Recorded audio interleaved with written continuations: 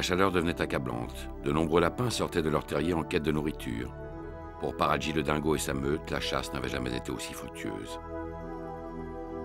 Artway, le chef des dromadaires, avait fini par accepter que Marali, frappé d'ostracisme, puisse prendre son bain de poussière à proximité de la horde.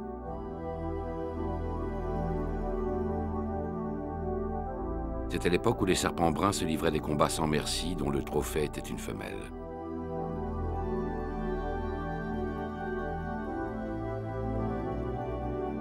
Sur Kangaroo Island, Pogo ne comprenait pas pourquoi sa mère, Cartania, le délaissait. Ngama, lui, n'en pouvait plus d'attendre que la femelle se donne à lui.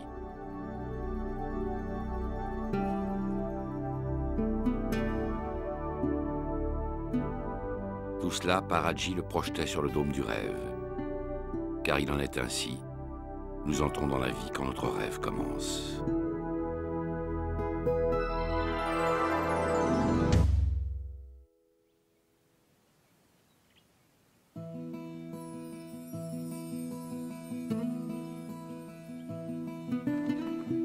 Tandis que la sécheresse racornissait le centre du continent, il restait un point d'eau quelque part dans le bush.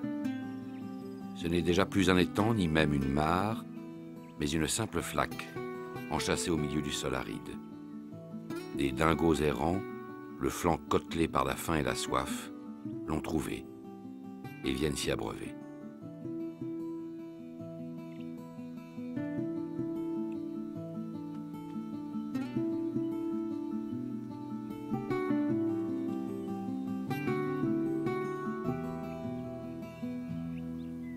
L'arrivée de chevaux, assoiffés eux aussi, perturbe les dingos affaiblis qu'un coup de sabot pourrait tuer.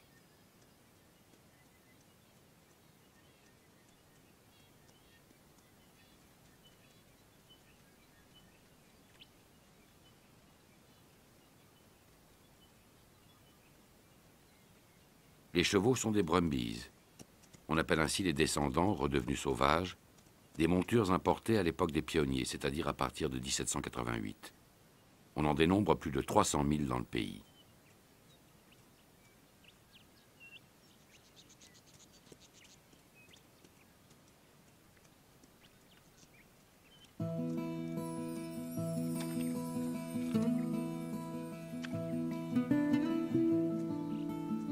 Les dingos prennent leur mal en patience et laissent les chevaux envahir le point d'eau.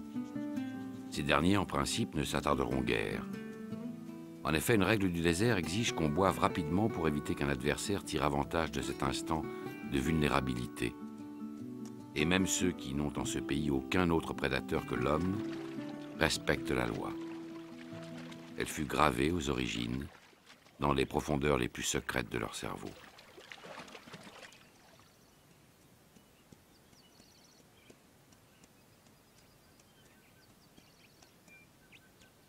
Pour les brumbies, les dingos et quelques autres, l'eau est un bien convoitable. L'Australie est en effet le continent le plus sec du monde si l'on met à part le désert de glace que forme l'Antarctique. Le dernier continent reçoit en moyenne 465 mm d'eau par an, mais la Tasmanie et les régions tropicales du Nord en absorbent l'essentiel. Il ne reste que 450 mm pour le désert, dont 12% seulement ne s'évapore pas et contribue à satisfaire les besoins de la faune et de la flore.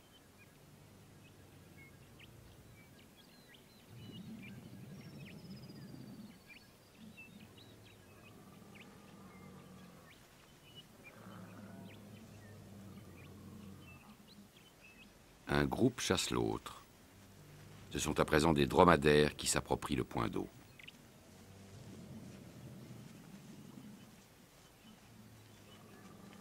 Un dromadaire peut rester sans boire pendant 17 jours.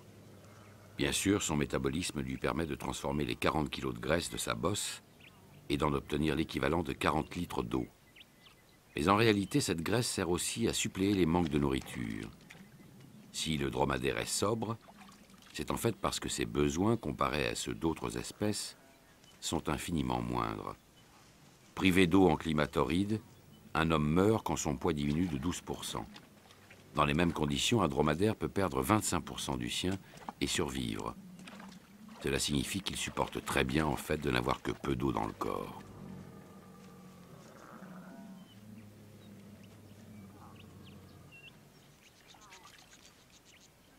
Ainsi que l'ont fait avant eux les brumbies qui s'éloignent, les dromadaires ont rapidement étanché leur soif.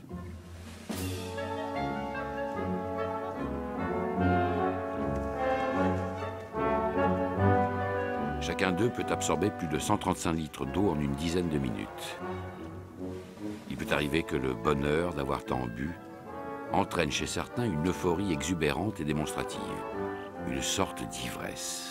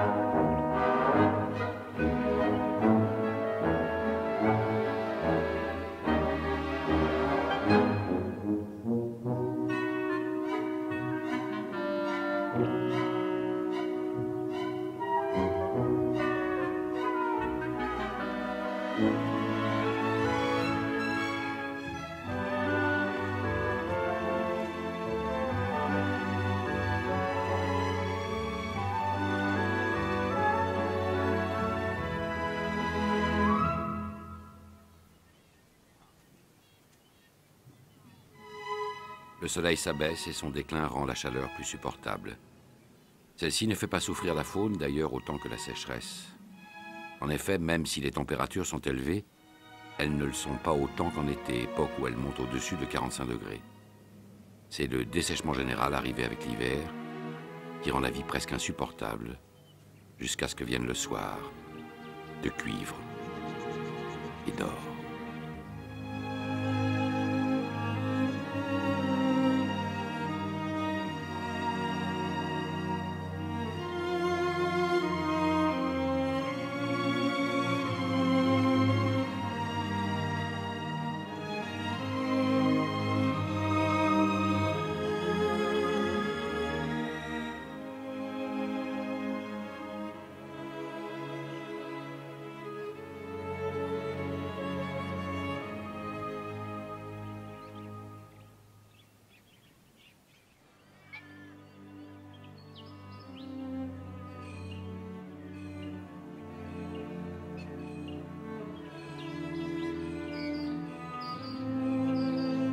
Sur Kangaroo Island, où vivent Burqa, Cartania, Pogo et le clan des kangourous gris du Sud, l'océan tempère le climat toute l'année.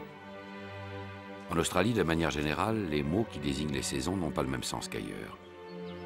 Quand on dit été, il faut comprendre saison humide, wet. Hiver signifie saison sèche, ou dry. Et pour tout compliquer, les saisons sont inversées par rapport à l'hémisphère nord. Janvier, par exemple, est un mois d'été, et juillet se situe en plein hiver.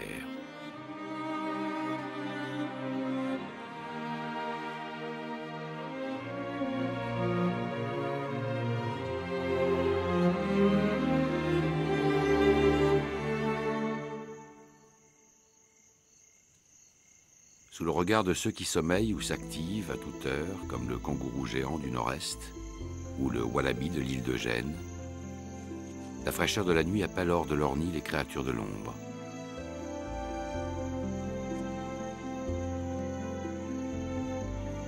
Parmi elles, le ringtail du Queensland, qui appartient à la famille des opossums, se caractérise par sa queue, préhensile comme un cinquième membre. Elle l'aide à s'accrocher aux branches, à monter ou à descendre le long des troncs, et parfois à manipuler les brindilles dont il fait son nid. Le ringtail du Queensland, le wallaby de l'île d'Eugène, le phalangé renard,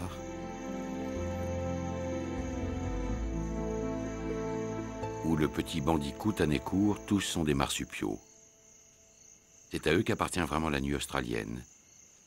Ils ont en commun d'être nés inachevés et d'avoir dû se réfugier dès la naissance dans la poche que les femelles portent sur le ventre. Là, ils ont poursuivi leur croissance, accrochés à la mamelle de leur mère pendant plusieurs semaines, voire plusieurs mois.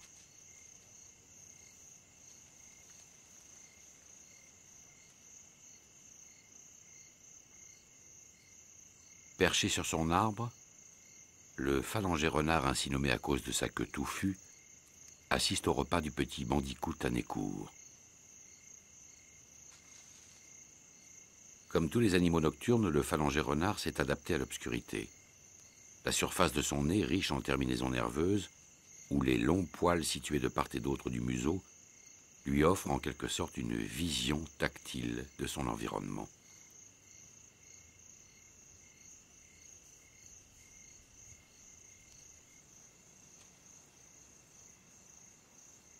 Ses yeux globuleux sont sensibles aux plus infimes quantités de lumière, comme ses oreilles le sont grâce à de larges pavillons, au moindre bruit que pourraient causer par exemple des kangourous géants du nord-est, occupés à prendre des forces avant le jeu.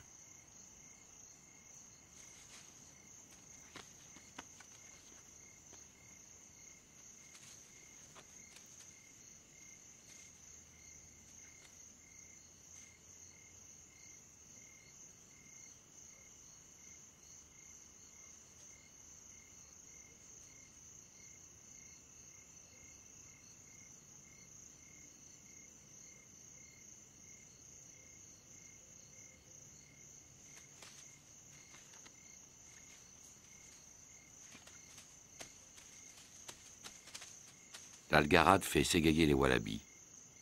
Il en faudrait bien davantage pour éteindre l'ardeur nocturne des kangourous.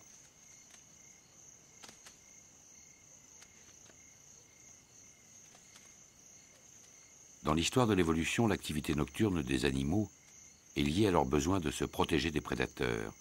Mais ces derniers, comme ce ninox aboyeur, ont développé à leur tour des aptitudes sensorielles qui les ont rendus aptes à vivre dans la pénombre. Ce fut un long combat qui dure encore, entre une vertu et une aptitude, la discrétion contre la détection.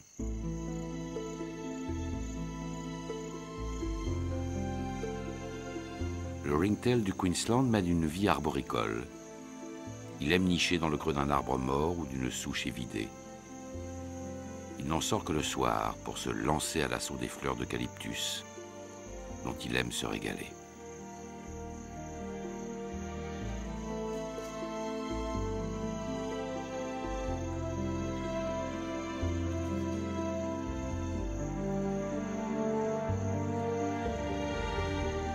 Le ringtail du Queensland bénéficie de dents qui broient les feuilles et les fleurs et d'une flore intestinale qui l'aide à assimiler les fibres.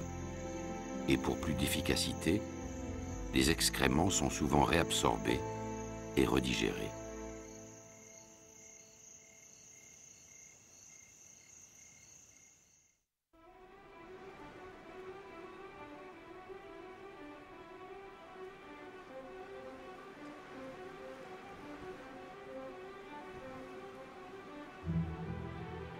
Dans le grand désert rouge qu'aucune pluie n'a effleuré depuis si longtemps, le vent se lève, un vent brûlant et sec comme l'air qui s'échappe d'un four ouvert.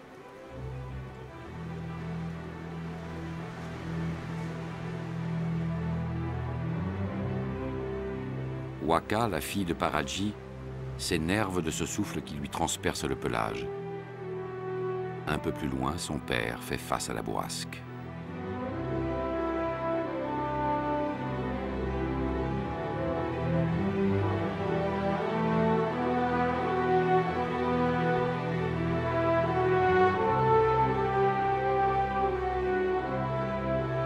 Paraji, Kintala et Waka ne savent plus à quelle odeur se fier.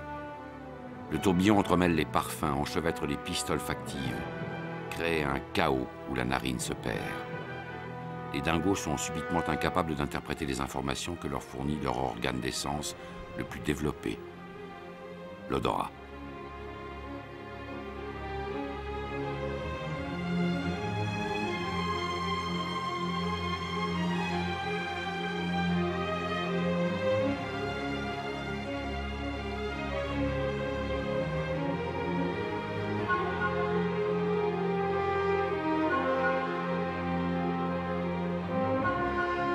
Seule Kira, la femelle dominante, semble encore capable de résister au mirage des senteurs.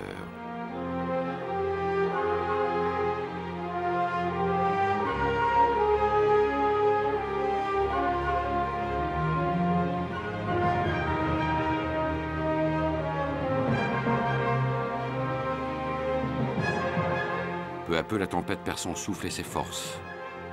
Le premier reviendra bientôt. Il fait partie de ces vents qui ne lâchent jamais prise et se joignent aux alizés secs pour balayer les zones arides et prélever sur les sols l'eau que l'évaporation n'aurait pas encore transformée en vapeur. Ils évacuent la moindre transpiration de la terre. Ces vents sont insatiables. On les trouve partout dans le monde. Ils se nomment Fön, Chergi, Sirocco.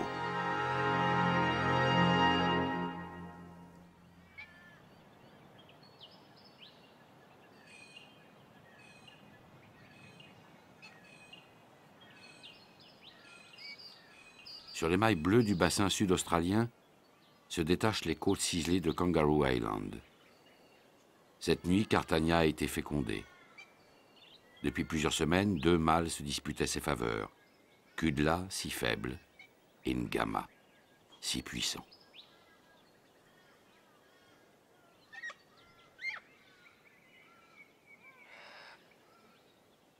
Pogo, le fils de Cartagna, dort.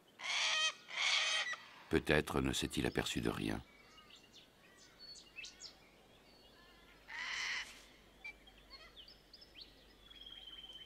Kudla, le jeune mâle éconduit, vient flairer la femelle et découvre qu'il est trop tard. Il ne la possédera jamais.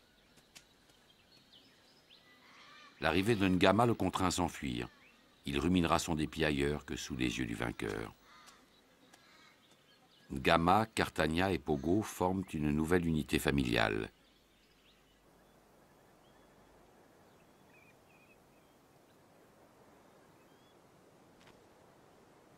Un oiseau s'envole et se pose sur une branche morte. Il inspecte le paysage, puis de nouveau se pose au sol. Il semble perdu. Telle est la stratégie de la tariette rouge pour vérifier l'absence de tout prédateur avant de rejoindre une friandise au bec, le nid où l'attendent ses petits.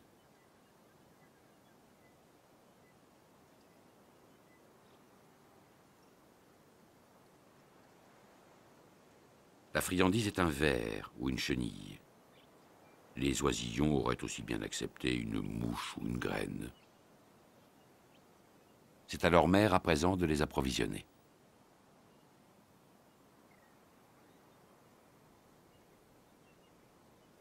Quand elle arrive, le mâle est déjà reparti à la chasse. À 2, ils forment une sorte de noria et se relaient pour que ne cesse jamais l'afflux de nourriture nécessaire aux petits. Le mâle est de retour. L'appétit de sa progéniture est un feu sur lequel il faut sans cesse jeter de l'eau.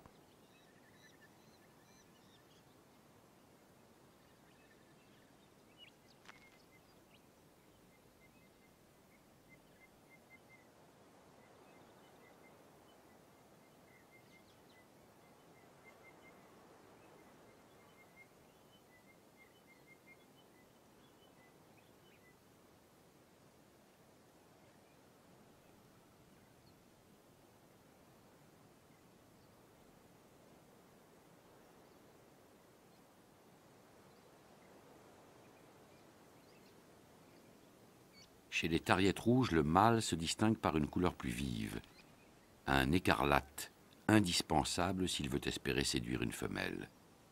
Celle-ci adopte une tenue discrète et plus pâle, légèrement orangée.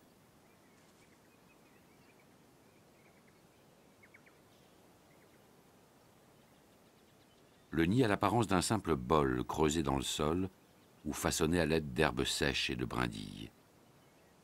En cette période de reproduction, la tariette rouge passe donc une grande partie de son temps à marcher ou à courir, plus qu'elle ne sautille à même le sol, ce qui peut l'exposer à rencontrer parfois des maraudeurs moins comestibles qu'une araignée.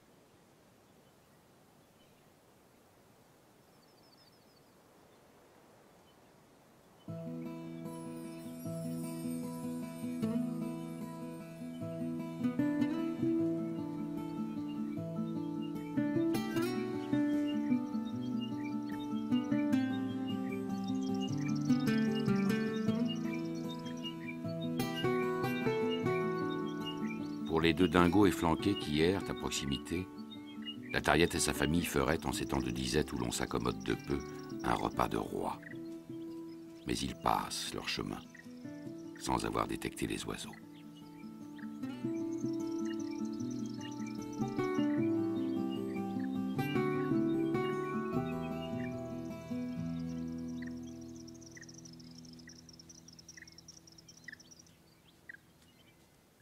En temps normal, quand la nourriture est abondante, les dingos peuvent se passer de boire plusieurs jours.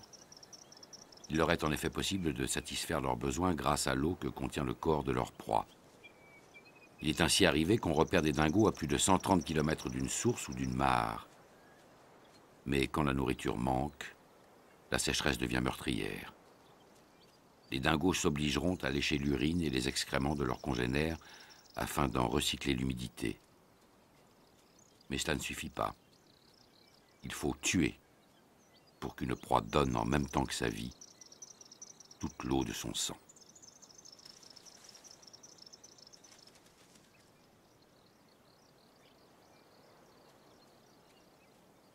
L'un des dingos de passage a trouvé un terrier où semble s'agiter quelque chose de vivant. Un rat ou un serpent réfugié dans leur terrier ferait son bonheur.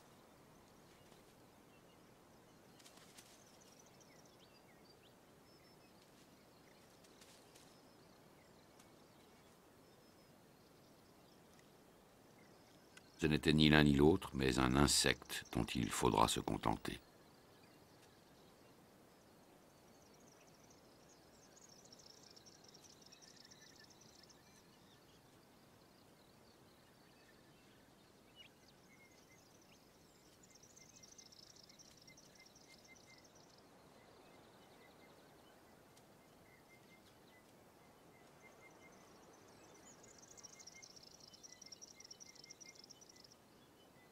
Les 2 dingos s'éloignent. Peut-être survivront-ils. Le désert, en tout cas, ne les y aidera pas.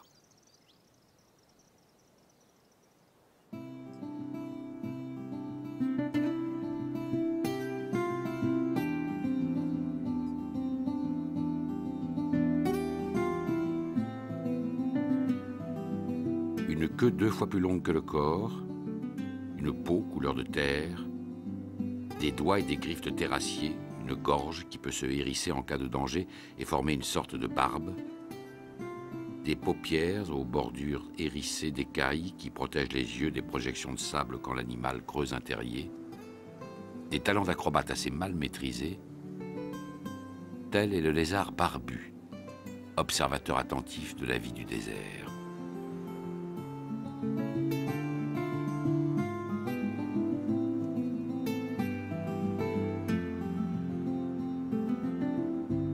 Marali, le dromadaire aux allures quémandeuses, qui voulait faire partie de la horde d'Artway, n'y était pas admis depuis plus de quelques jours qu'il s'appropriait déjà quelques-unes des femelles et les entraînait avec lui pour former son propre harem.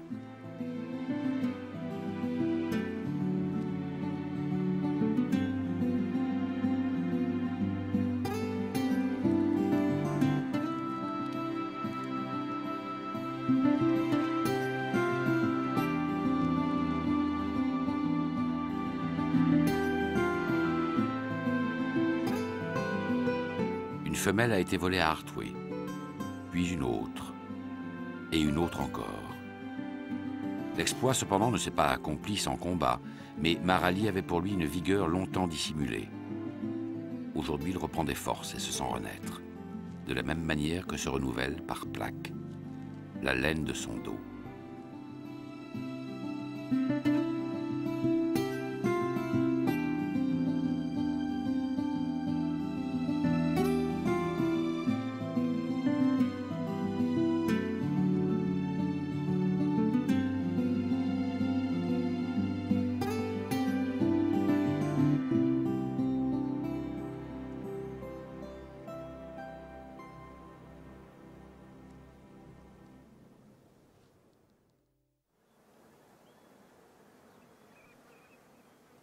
Le redoutable serpent brun, dont les crochets injectent à ses victimes un poison neurotoxique d'une extrême puissance, glisse sur le sol du désert.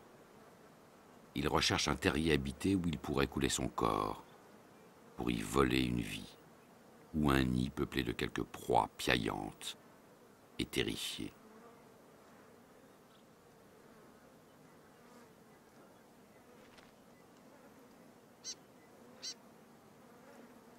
Les deux tariettes rouges se posent sur une branche pour se passer le relais des tâches d'approvisionnement et ne voient rien venir.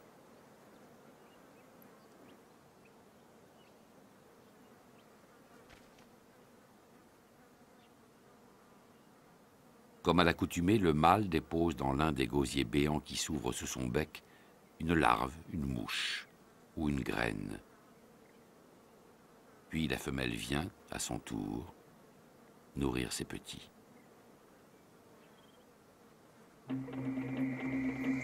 Le serpent brun s'approche. Tous ses capteurs sensoriels sont en alerte. Ils ont localisé une source de chaleur, de bruit et d'odeur. La tariette mâle a compris qu'un ennemi veut s'attaquer au sien. Bravement, il fait face à l'adversaire.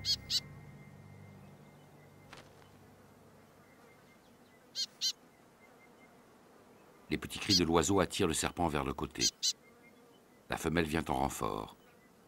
Le serpent brun ne sait plus dans quelle direction faire onduler son corps.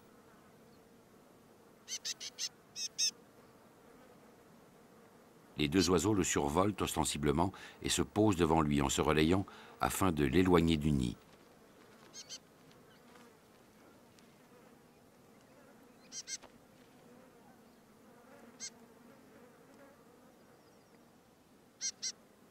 La tactique semble porter ses fruits, mais soudain, les tariettes paniquent. Le serpent a fait demi-tour.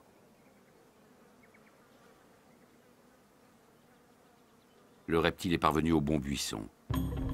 Les oisillons sont à sa portée. Le père demeure interdit. Il ne peut rien faire. La femelle, en revanche, se met à volter, à piailler et à gesticuler pour détourner le serpent.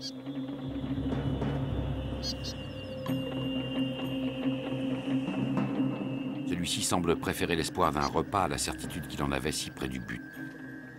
Il suit la femelle.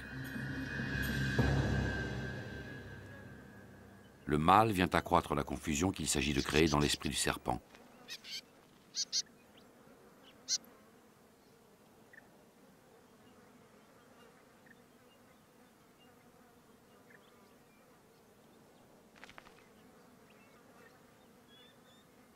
De l'oiseau ou de sa compagne, le reptile ne sait quel mets sera le plus délicieux. Il hésite entre l'un et l'autre et finit invariablement par suivre celui qui s'agite le plus.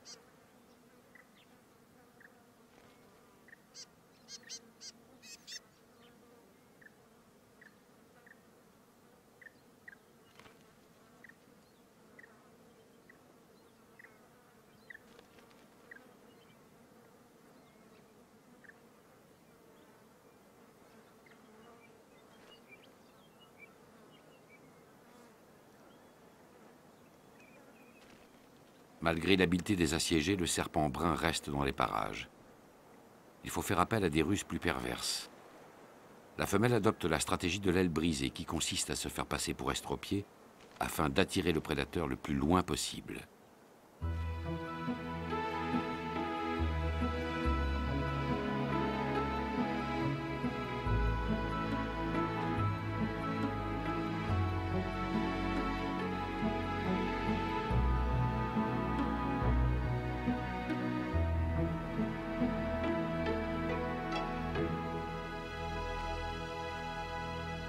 Abusé par la tariette, le serpent brun ne retrouvera pas le chemin qui mène au nid. Tout est rentré dans l'ordre. Les oiseaux peuvent reprendre leur ronde incessante. Certaines plantes du désert sont à la flore australienne ce que les dromadaires sont à sa faune. Elles se sont adaptées à la vie en milieu aride. Le dingo n'y a pas aussi bien réussi, lui qui descend d'un loup gris d'Orient, habitué aux forêts et au climat humide du sud-est asiatique. Paraji s'est séparé des siens. Il est parti en éclaireur à la recherche d'un point d'eau où subsisterait ne fût-ce qu'un peu de vase à la paix. Mais autour de lui, il ne voit qu'une terre sèche et craquelée, d'où rien ne suinte.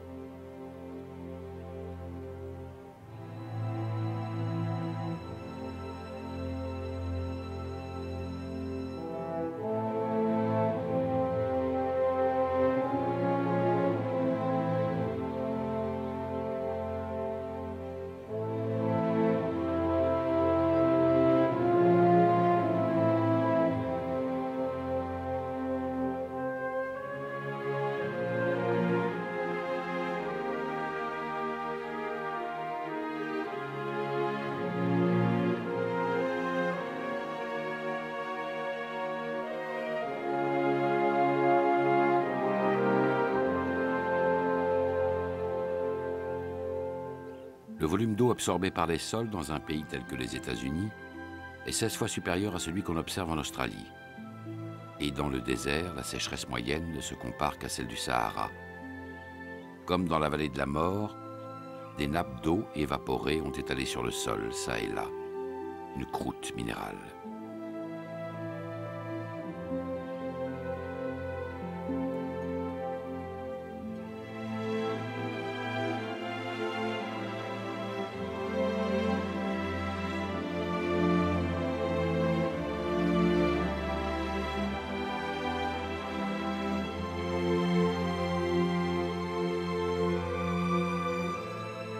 Paraji, qui n'en pouvait plus de poser sur le sol brûlant, le coussinet de ses pattes endolories s'est allongé. Mais l'air chaud continue de lui dessécher les muqueuses et les voies respiratoires. Une colonne de feu est entrée dans son corps et n'en veut plus sortir. Il ne fait que 40 degrés, mais l'absence de toute humidité produit la même sensation que s'il en faisait 60.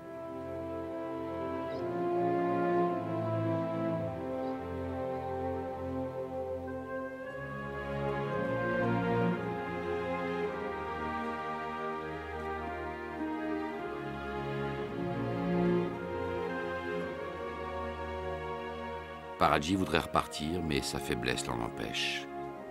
Il titube un instant et se recouche, enseveli sous un drap de braise.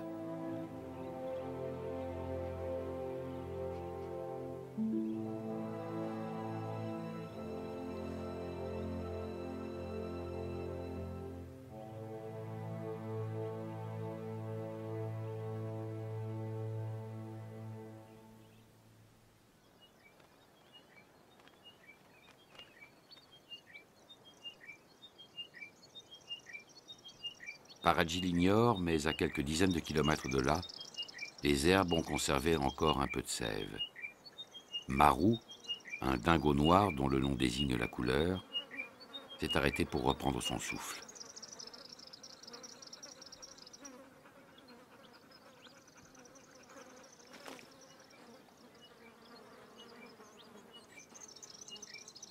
Marou vient de loin, et il reprendra sa marche quand le soleil aura décliné, quand les mouches seront moins agressives, quand le crépuscule colorera de nacre rose la peau qu'un serpent en train de muer a laissée derrière lui.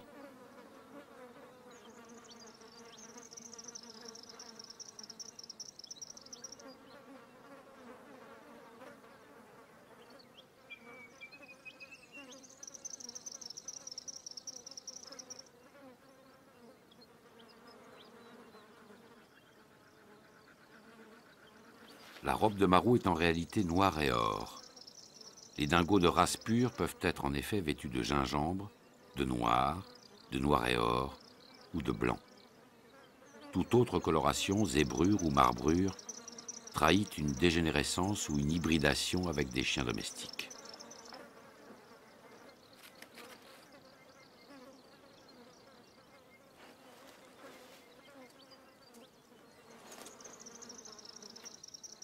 La virulence des mouches redouble. Importuné par elle, piqué par les fourmis qui attirent près de lui la peau de serpent, Marou se lève et décide de reprendre sa marche plus tôt qu'il ne l'avait prévu.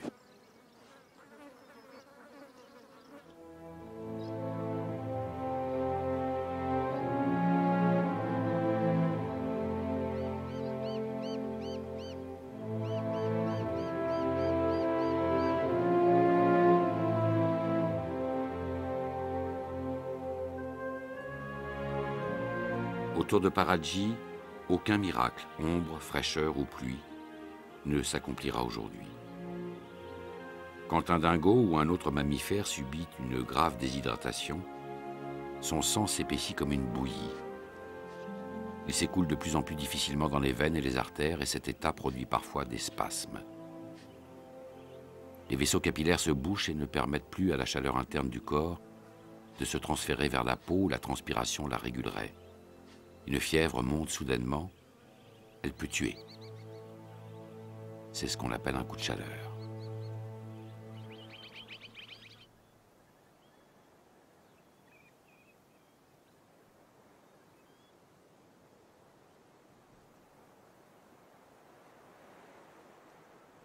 Sur un sol rocailleux qui lui facilitera la tâche, un python olive, sans doute le serpent le plus lourd d'Australie, se débarrasse de sa peau, devenue trop petite.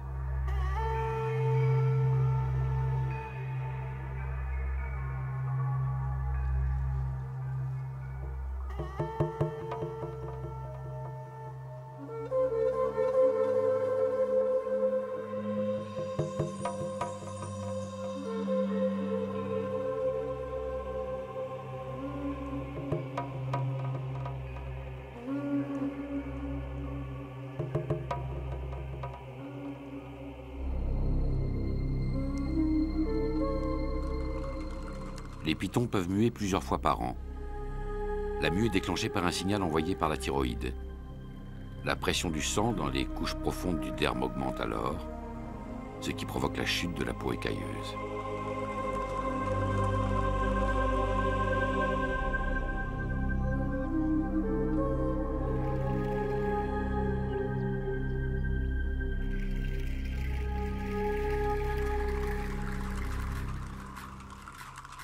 La peau de la tête s'est détachée d'abord.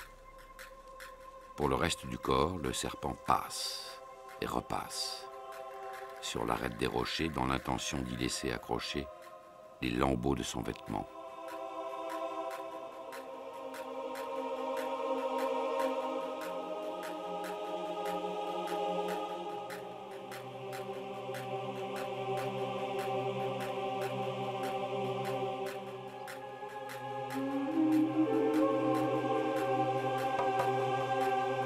Les serpents muent parce que leur peau, couverte d'écailles, ne dispose ni de l'élasticité ni du pouvoir régénérant qui lui permettrait de s'étirer ou de croître quand l'animal grandit. Il faut donc à celui-ci une peau neuve et légèrement plus ample. L'ancienne, qu'on appelle exuvie, restera derrière lui pour preuve de son passage à un autre âge de la vie.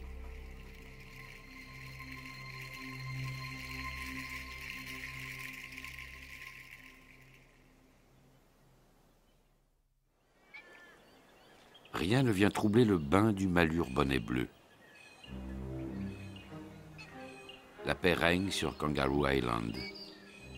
Burqa et sa famille semblent vouloir se conformer à l'image idéale qu'ont donnée de leur espèce les naturalistes du passé ou les contes destinés aux enfants. Enfin réconciliés, Yam et sa mère, Burqa, s'étreignent tendrement.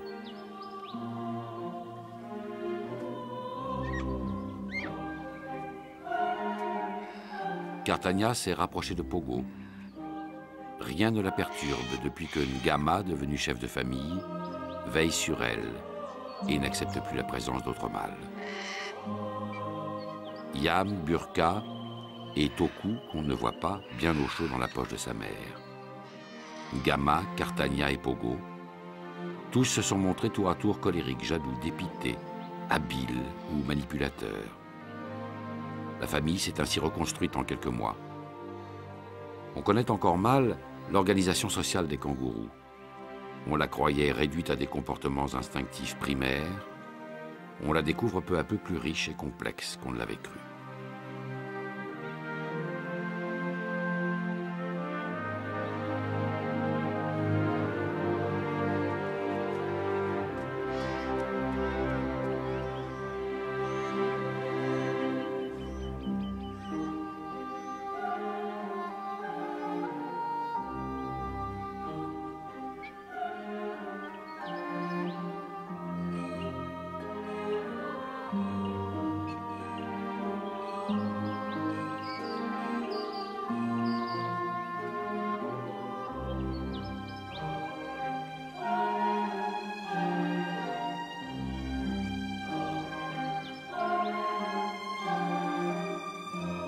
Bientôt, la poche de Burqa ne pourra plus contenir Toku.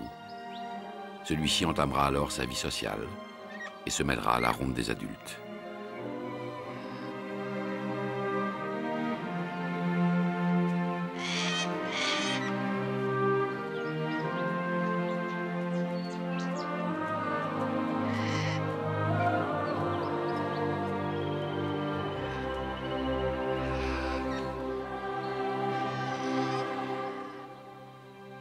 D'Artagnan, Yam, Toku et d'autres enfants avant eux, tous sont nés du sang de Burqa. Dans sa poche alourdie, d'autres bébés séjourneront encore.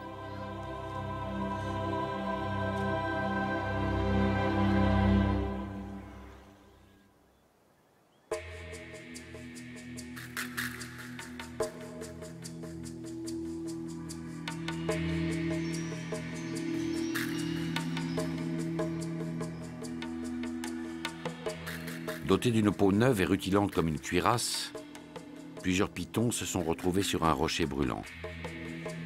En raison de son volume, le python olive, animal à sang-froid, met plus de temps à se réchauffer qu'un reptile de moindre taille. Il préfère donc les environnements désertiques et rocailleux, où la chaleur pénètre plus vite jusqu'à ses entrailles.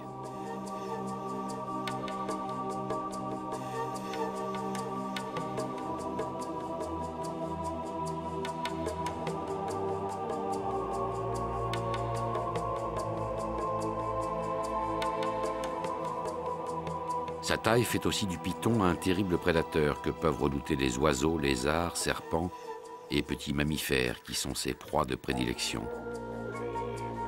Le python n'est pas venimeux mais constricteur, ce qui signifie que son corps peut s'enrouler autour de la victime pour l'étouffer. C'est pourquoi sa musculature est si développée. Le corps forme des méandres, des courbes, des anneaux, dont chaque boucle peut se transformer en piège.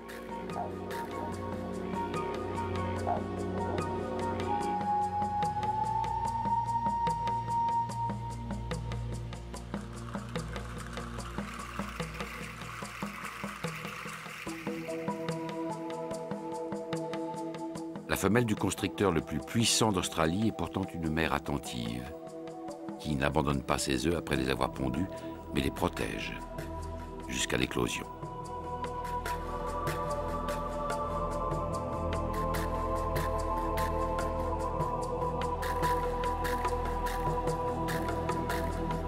Les pitons forment sur le sol des idéogrammes mouvants. La chaleur aidant, ils se désemmêlent et se dénouent. Ils se frôlent et s'évaluent. Ils disposent pour cela en particulier de deux capteurs sensibles aux variations de chaleur. Ces organes ont la forme d'un puits de chaque côté de la bouche.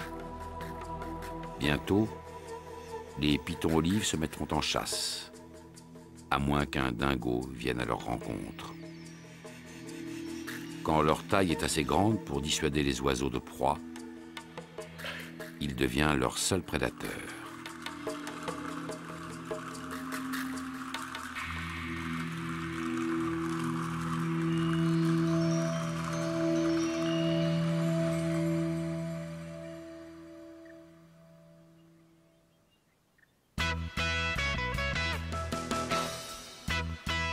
La horde d'Arthoué n'a laissé de la savane où elle a séjourné qu'une étendue où tout ce qui se broute a été rasé, déblayé, débroussaillé.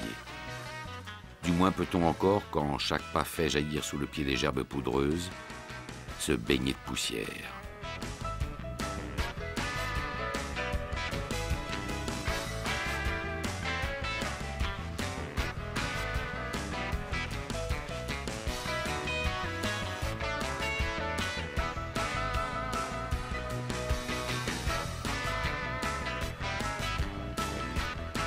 Le bonheur du bain rassemble toute la troupe, les jeunes et les adultes, les animaux dominants aussi bien que les dominés. Mais chacun s'accorde à préférer la terre quand elle a été à certains endroits précis où l'on se succède en attendant son tour, imprégnée du musc de toute la horde.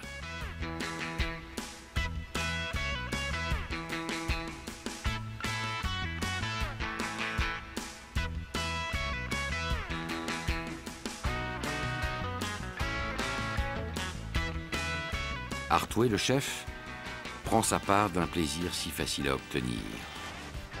Par la même occasion, il déparasite son pelage et soulage les irritations de son cuir.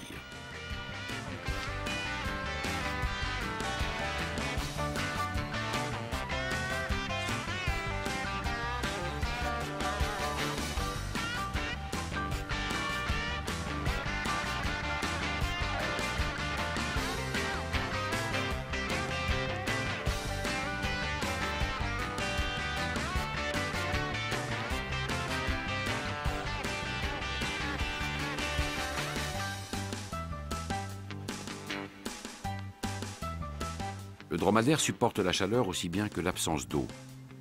En particulier, sa température corporelle augmente en même temps que la température extérieure sans effet nocif, jusqu'à 40 degrés.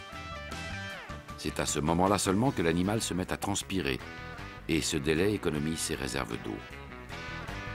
Inversement, la nuit, sa température tombe à 34 degrés. Quand vient la chaleur du jour, il faut plusieurs heures au dromadaire pour combler cette différence de 6 degrés, ce qui retarde d'autant le moment de la transpiration.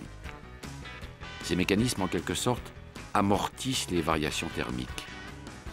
De plus, le dromadaire est couvert d'un pelage laineux épais de 5 à 10 cm qui remplit, comme le burnou des bédouins, une fonction d'isolation. Enfin, la graisse de la bosse, mauvaise conductrice de la chaleur, fait écran entre les rayons du soleil et le corps, comme une couverture supplémentaire, posée sur le dos.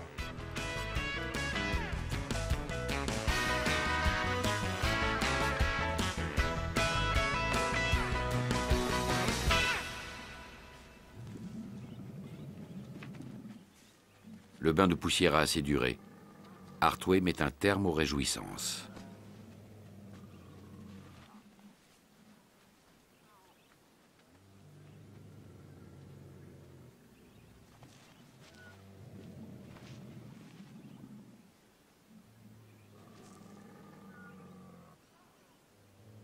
Un retardataire est encore en train de s'ébrouer.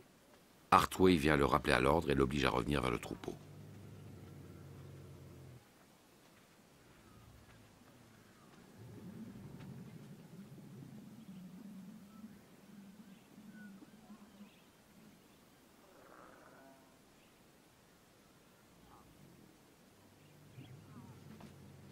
Pendant ce temps, d'autres individus se croient autorisés à se reposer. Artway contraindra ses congénères, les uns après les autres, à respecter sa loi. Il sait, lui, que la vie n'est plus possible sur ce coin de savane, qu'ils ont systématiquement dévasté. Il faut se remettre en marche et trouver ailleurs un asile plus vert.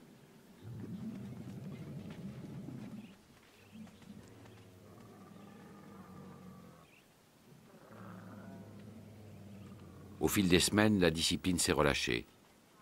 La pyramide hiérarchique a perdu de sa lisibilité et chacun n'en fait qu'à sa tête.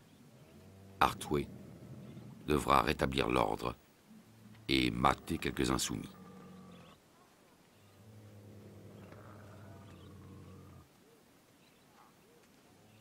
Enfin, la colonne se met en marche vers le nord, d'où viendront peut-être un jour les pluies fécondes et où poussera un peu d'herbe verte. Artway et les siens n'exigent rien du désert. Depuis toujours, il se contente de ses promesses.